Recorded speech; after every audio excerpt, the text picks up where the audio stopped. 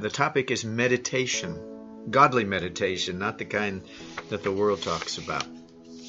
Charles Spurgeon starts us out with this one in 1834. Well, he lived from 1834 to 1892 and gave this,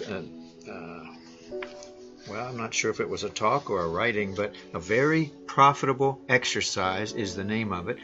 And he uses Psalm 104, verse 34, "My meditation of him shall be sweet."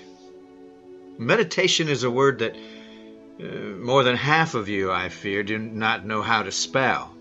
Now, you know how to repeat the letters of the word, but I mean to say you cannot spell it in the reality of life. You do not occupy yourselves with any meditation. What do many of you who are merchants know concerning this matter? You rise up in the morning just in time to take your accustomed seat in the omnibus. We call it the bus today. You hasten to your counting house for your letters, and there you continue all day long for business when you are busy, or for gossip when business is dull. And at night you go home too tired and jaded for the wholesome recreation of your minds. Week by week, month by month, year by year, it's still with you, one everlasting grind, grind, grind. You have no time for meditation. And you reckon perhaps that if you were to set apart half an hour in the day to ponder the weighty matters of eternity, it would be to you a clear loss of time. It's very wise of you to economize your minutes, but I suppose that if half an hour in a day could earn you £100, you wouldn't say that you could not afford it because you know how to estimate pecuniary profit. Now, if you equally knew how to count the great profit of meditation, you would deem it a positive gain to yourselves to spend some time therein.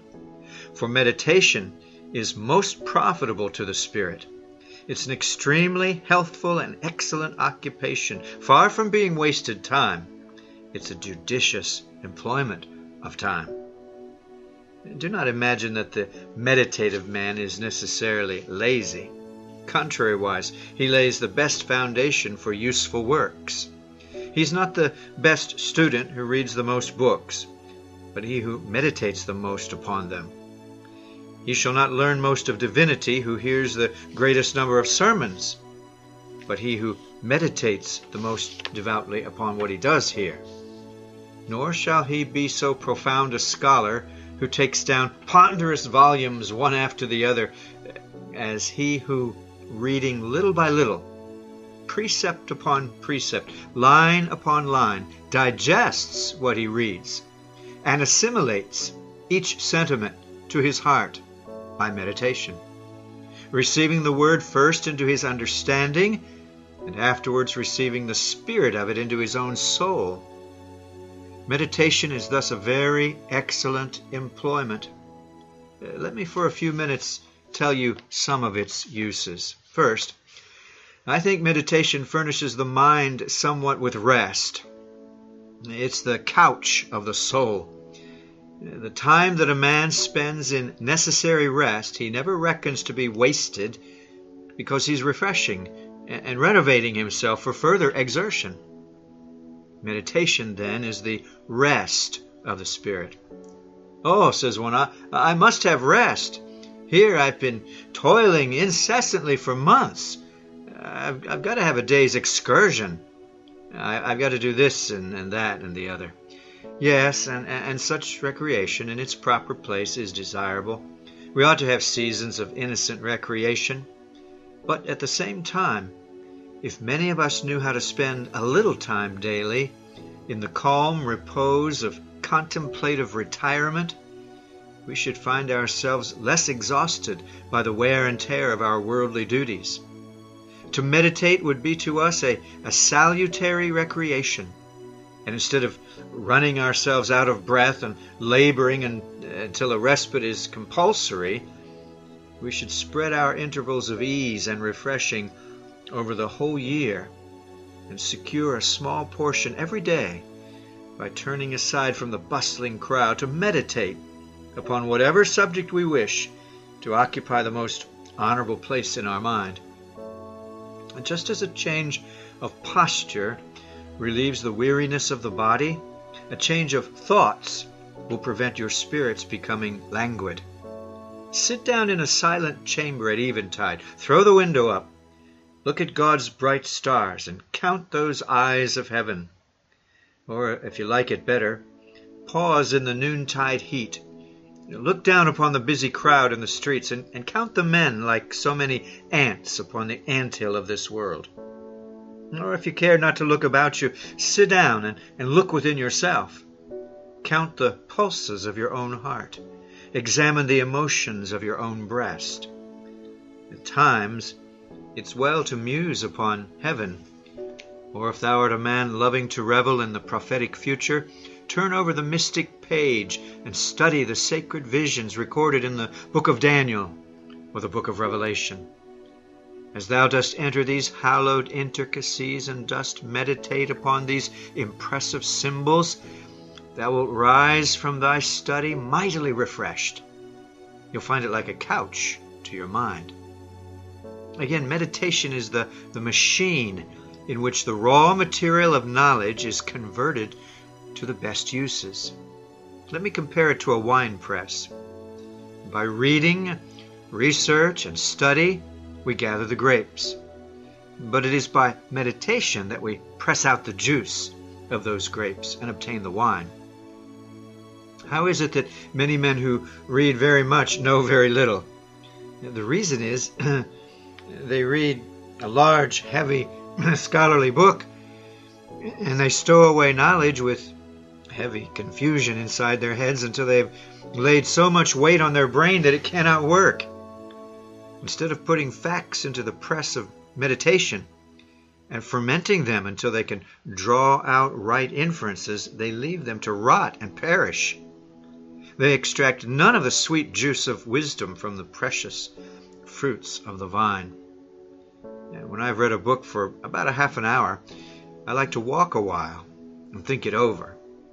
I shut up the volume and I say, "Now, Mr. Author, you made your speech. Let me think over what you've said." A little meditation will enable me to distinguish between what I knew before and the fresh subject that you've communicated to me, between your facts and your opinions, between your arguments and those I should make from the same premises. Animals, after they have eaten, they lie down and ruminate. They first crop the grass and afterwards digest it. And so meditation is the rumination of the soul. Thereby we get that nourishment that feeds and supports the mind. When thou hast gathered flowers in the field or garden, arrange them in proper order, bind them together with the string of memory, but take heed that thou dost put them into the water of meditation, else they will soon fade and be fit only for the dunghill.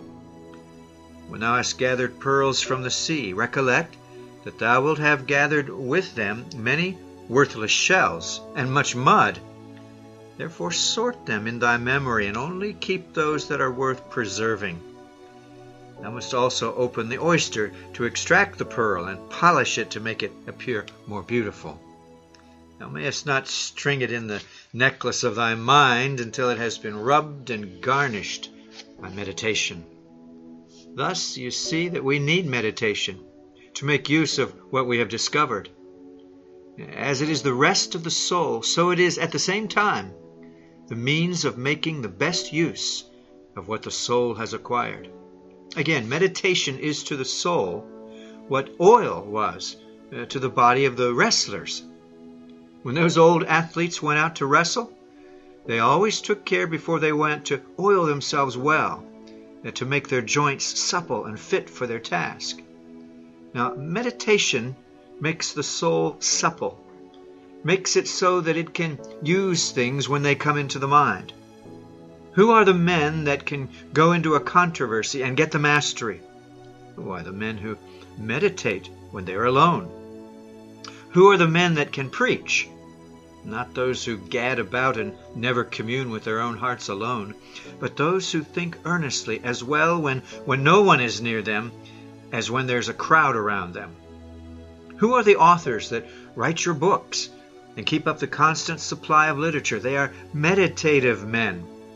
They keep their bones supple and their limbs fit for exercise by continually bathing themselves in the oil of meditation. How important, therefore, is meditation as a mental exercise to have our minds in constant readiness for any service. I've thus pointed out to you that meditation is useful to every man. As meditation is good for the mind, even upon worldly topics and natural science, much more is it useful when we come to spiritual learning. The best and most saintly of men have been men of meditation. Isaac went out into the fields at eventide to meditate. David says, I will meditate in thy statutes. Paul, who himself meditated continually on all that related to the gospel, writing to Timothy concerning the important things needful in a good minister of Jesus Christ, says, meditate upon these things. Give thyself wholly to them, that thy profiting may appear to all. To the Christian, meditation is most essential. I should almost question the being of a Christian, and I should positively deny his well-being who lived habitually without meditation. Meditation and prayer are twin sisters, and both appear to me equally necessary to Christian life. I think meditation must exist where there is prayer, and prayer is sure to exist where there is meditation. My brethren, there's nothing more lacking to make Christians grow in grace nowadays than meditation. Most of you are painfully negligent in this matter. How often do you, through lack of meditation, miss the entire purpose for which a sermon was designed? Unless you meditate upon the truths we declare to you, you will gather little sweetness, you will acquire little profit, and certainly you'll be in no wise established therein to your edification. Can you get the honey from the comb until you press it? You may be refreshed while you listen to the sermon, but it is the meditation afterwards that extracts the honey and gets the best and most luscious savor therefrom. Let me tell you that there ought to be special times for meditation. I think every man should set apart a portion of each day for this gracious exercise. A Christian will ever be in a lean state if he has no time for sacred musings before his God. Those men who know most of God are such as meditate most upon him.